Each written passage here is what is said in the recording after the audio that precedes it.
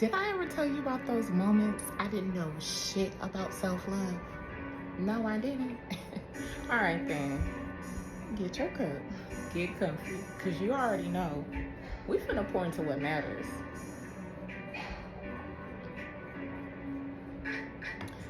So I don't even know if I should share the moment with the romantic relationship or the friendship one. What the hell?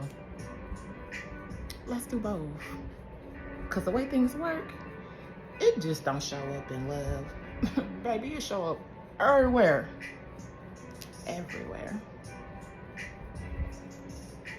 So let's start off with the romantic one. Yeah, let's do that. So boom, it was the night before our holiday. We was all in the kitchen having a good time. That good black family fun, you know what I mean? Cooking, drinking, playing cards, the whole nine. Festivity just going live. So in the midst of everything, I'm like, ooh, slow down a little bit. I was like, I'm gonna go to the restroom. And guess what, y'all? Before I could even finish peeing, here comes my man at the time. Talking about, we need to talk. Now, sir. The door ain't even halfway closed. And this the conversation you want to have? So, y'all, I tell him this is not the time nor the place. But instead of leaving, he closes the damn door. Now I'm sitting in a tiny ass bathroom arguing with this man, trapped in this tiny, tiny, tiny space. And before I could know it, I was pinned against the wall. Yeah, you heard me. I was pinned against the wall. No, was I scared? Absolutely not. I was trying to de-escalate the situation. Not for me, not for him, because I didn't want to ruin the vibes in the house at the time. Yes, you heard me correctly. I did not want to ruin the vibes in the house at the time. Let's be real, because I had to. Get real about your situation if you had one. I didn't. I was more worried about what people were going to think than my own safety. And that should have been my first thought. And it wasn't, because baby, my wiring wasn't built like that at that time. And check this. It's not funny, because I did get help too. I just want y'all to know I got help. We left that bathroom like nothing happened. Nothing. We smiled, we ate, we laughed, and we stayed together until we didn't. Looking back now, oh, the flags, they was red. They was ruby red. But in that moment, that was what was normal to me. So I'm going to list some questions up above. And as I list them, just recall them. We're going to come back to them because I want to go on to the platonic before I go into the questions. Now, I'm going to take a little drink for this one before we get started.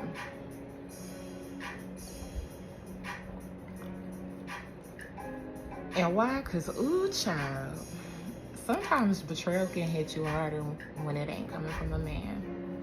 Yeah, I said it. Sometimes we don't even hold our friends to the same standards we should be holding our man to. Y'all gotta check that. We gotta check that. We gotta hold each other accountable at all times. So, because I know that, I like to hold space for people.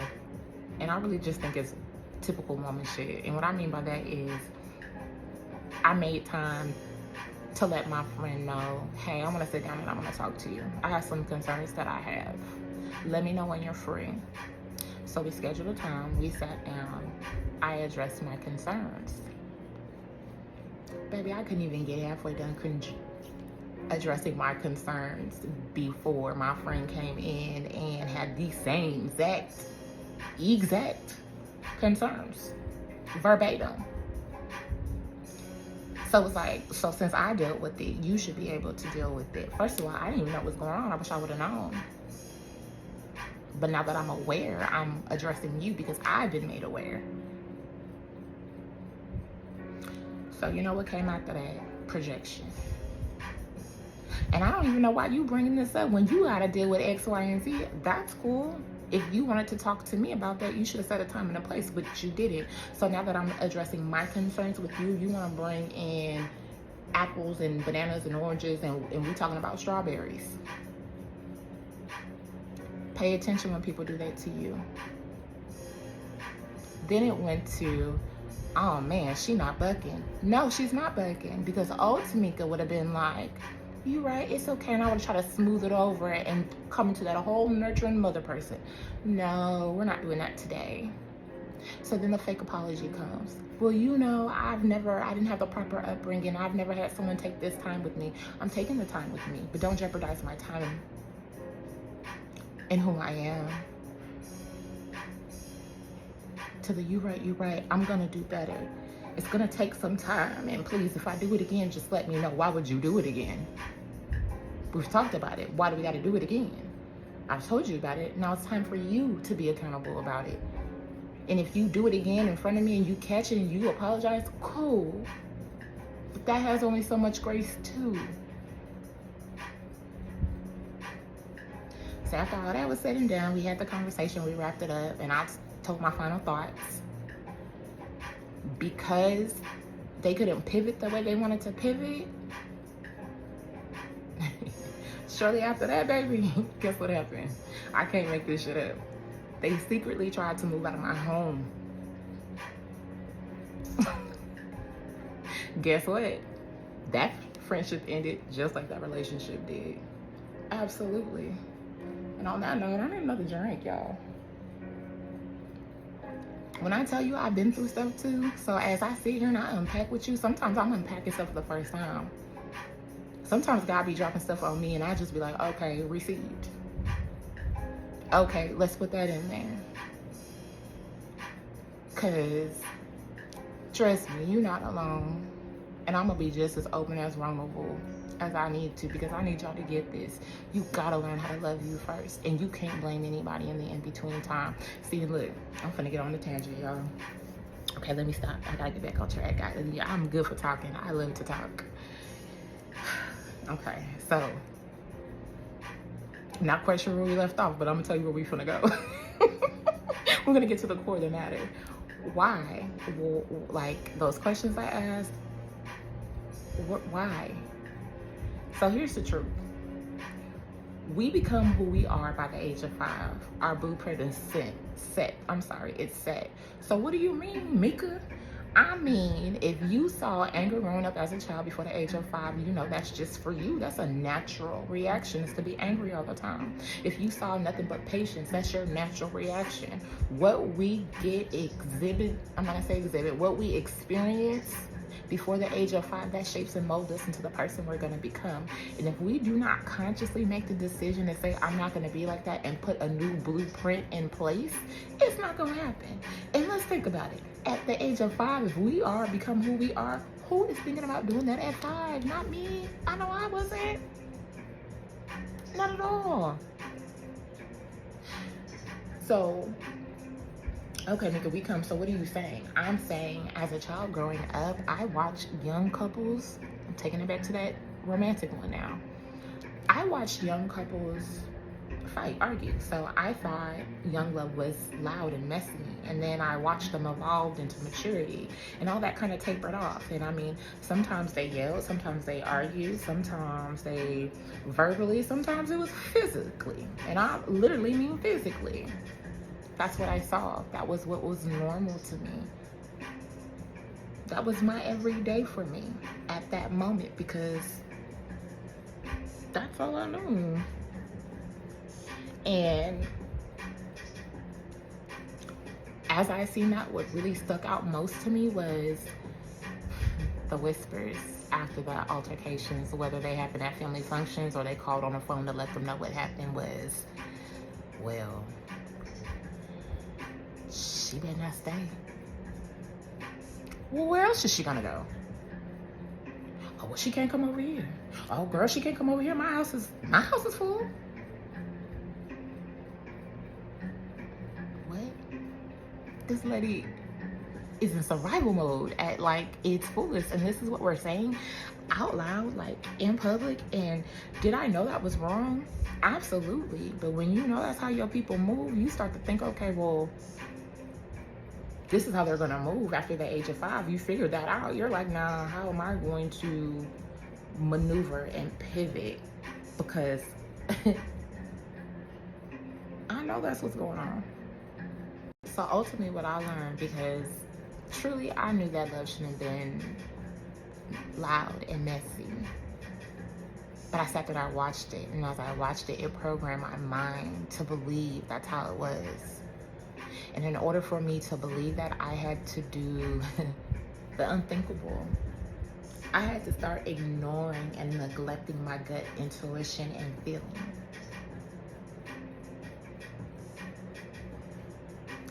See, if nobody teaches you at a young age how to find your voice, which is the basis of love, you go out and you try to find it, which is where that superhero cape comes from. You don't know who you are, so you go looking for it. And then you find it in someone, and then they become your superhero. And then you learn their habits. And then you learn maybe their habits was not the habits to pick up, and then you learn to become what you see until you unlearn it. Now y'all understand why I did the first 2 videos the way I did. They're the basis of everything that we're going to learn here. And if they weren't so juicy for y'all, like this video may be, hey, go back and watch it, because it's definitely something you need. Definitely something you need. So going back to that romantic story. Yeah, take a drink first. What made me think it was an accident? Because I needed to believe it was an accident. Because in fact, this wasn't the first time. Because in fact, the first time it happened, he said he was drunk, and every time after that.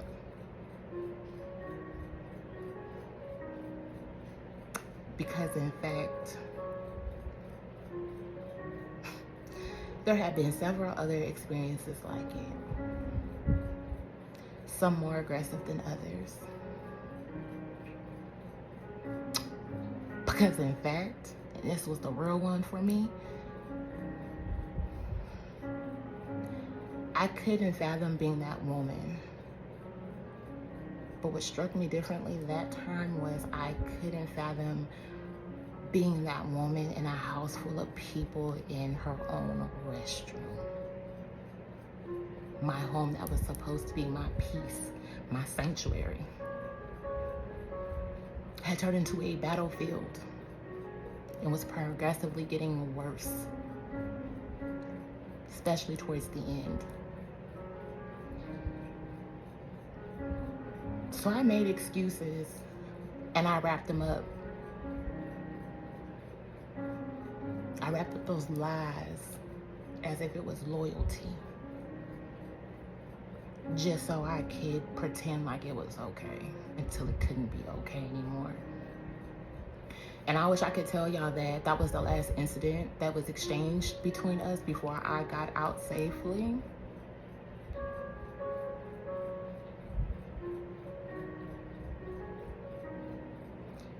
How about we just go to the next question, and that is, what strategies did I have in place?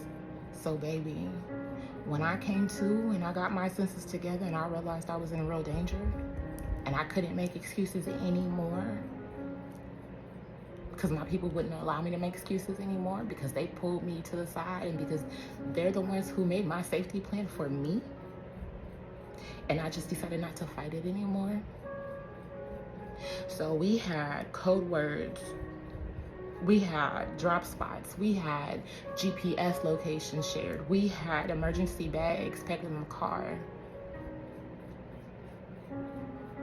It got that real. So if you ever find yourself in that place and someone is speaking truth and you don't want to hear it, baby, please hear it. That could be the difference between life and death. Life and death.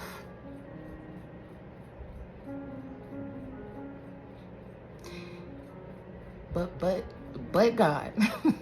That's all I'm gonna say on that note. But God, I was able to get out safely. And I got the help I needed, and still getting the help I need. And still getting the help I need. But getting out of that, it made me stop. I had to stop lying to myself. And then it made me start healing the deeper wounds that I didn't want to touch. Y'all still with me? Did we need a pause? We need a pause break? Do a little sip? Yeah, I took that sip. And I do understand it back had been heavy. But it was the truth. My truth. That was real for me. And how it happened for me. And before we move on, we all together, we just all gonna take in a deep breath.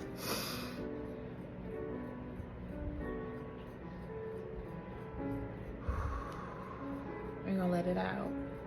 And we're gonna move on to the next one because we're gonna take it back to the friendship one. So why did I let that behavior ride for so long? Because I watched my parents take care of others. That was engraved in my mind.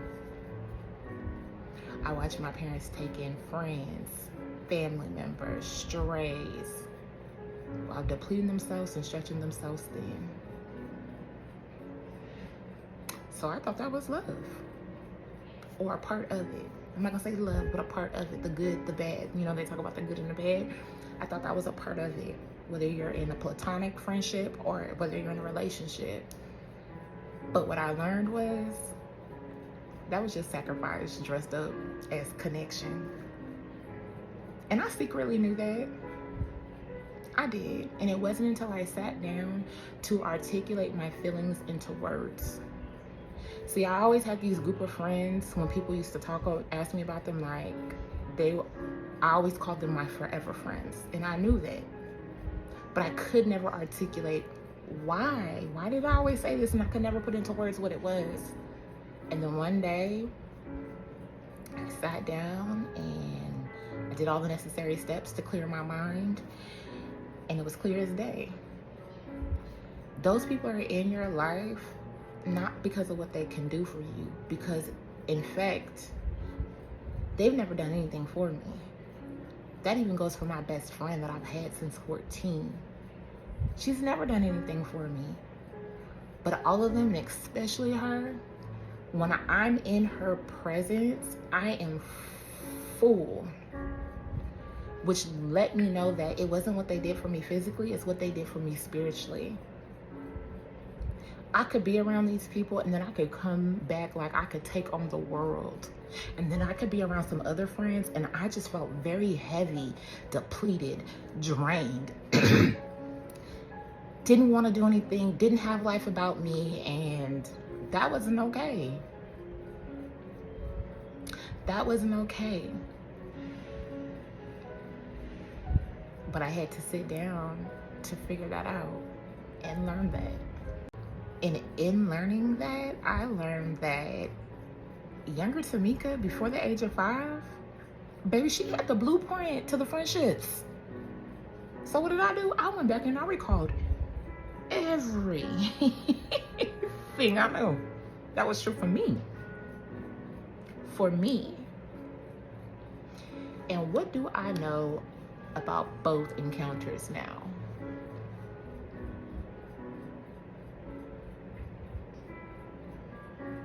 It's important to find your voice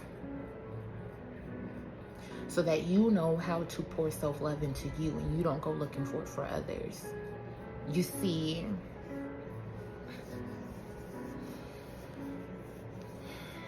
people will only do what you allow them to do.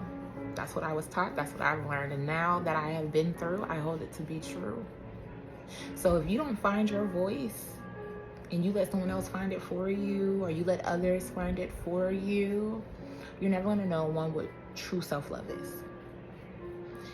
2, you're gonna take anything someone throws at you. And 3, you're gonna be easily manipulated. And people know that. And that's what I had to learn about myself. But baby,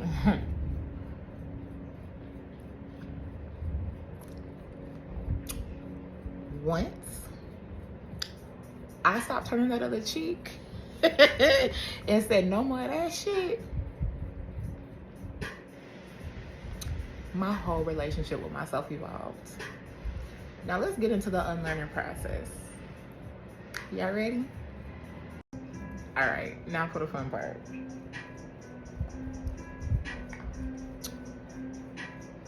The unlearning, or the continuing on what you already learned. Because maybe you did have a granny who, as you stood in the mirror, she stood behind you telling you, hold your head up high, throw them shoulders back.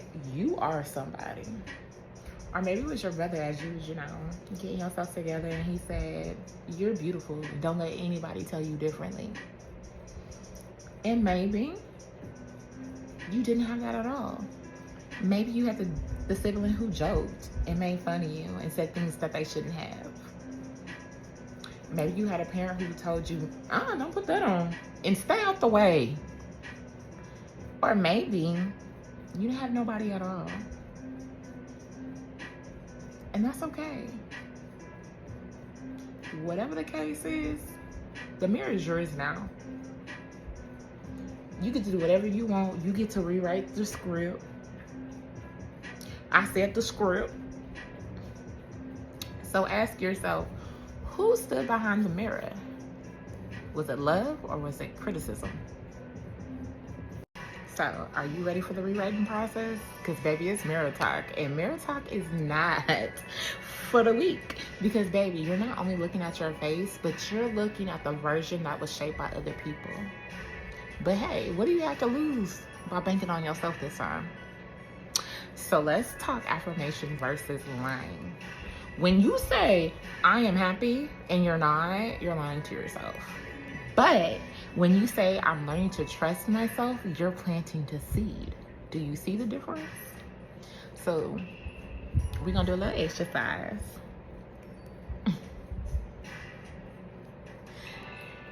Start this with me. Just say it out loud. I'm learning to trust myself. That's it. I'm learning to trust myself. And you deserve kindness and grace, even from you. Say that out loud. Because it may feel awkward at first. Remember, we talked about in the episode 2. It may feel fake at first. That's a detox. That's the grip loosening. Like I said, it's going to feel unnatural until it feels natural, because in order for a habit to feel natural, you got to practice it. And it's not going to feel normal until you practice it enough. So go ahead and go through the motions, go through the everything you need to go through, because it's taking you to where you want to be, I promise. So, and listen, mirror parenting is real. You have to look yourself in the eyes, not your flaws, the eyes. You need to tell yourself you're safe. You didn't do anything wrong. I got you now. Do it as many times as you need in the restroom. You're parenting yourself in real time. Like real time. And if you cry, that's okay. That's just your body saying, thank you for being a friend. No? Okay, well. And just in case you need some more tools, get a pen, get a paper. Do this. Get a sticky note and write one truth about you. Put it on the mirror. So every time you're brushing your teeth, washing your face, whatever the case may be, when you get in the restroom, you're looking at it. That's a form of an affirmation too. Your music. Find songs that uplift you, that have vibrating words and beats. Not one or the other. Both. Do mantras. I return to myself. I return to myself. I am not what they said I was. I am not what they said I was. Eye contact, no makeup, no outfit, nothing. when you get good and ready and get comfortable with yourself. Get in that mirror naked and tell yourself you are beautiful with your flaws and all. God created me just as I am and perfectly and wonderfully made. Do that. You're reparenting yourself. And some days, mirror work is just gonna be not dodging that mirror. For real. Some days you're just gonna have to look in that mirror, not say nothing, and then some days that's going to be hard, and that is okay. And that counts too when you do that and don't say anything. Sometimes that's the hardest thing to do, to sit in the mirror. That's another thing. If you want to sit in the mirror naked and not say anything for 5 minutes, baby, try it. And if you do, please DM me. Put in the comments. Let me know how that experience went. When y'all start sharing y'all's, I'm going to share mine. But until then, I'm going to be quiet. And so the next time you catch yourself in your reflection, don't fix your face. Speak to him or her. He or she is listening, or they listening, however you prefer. Now, before M.I.K.A closes out with y'all, she wants you to know one thing. Whether you heard you have a pretty face but, or heard nothing at all, remember this. The mirror don't define you, but it can remind you of what you are, of how far you've come, of the version of you that finally learning to love yourself out loud. You are loved. You are capable. You are creating the life you desire. Healing isn't linear, but baby, it's possible. Next time on Dear Me, we're handling now. We're getting into when your inner child finally meets that grown-ass version of you. And whew, you gonna need your cup for that one too, baby.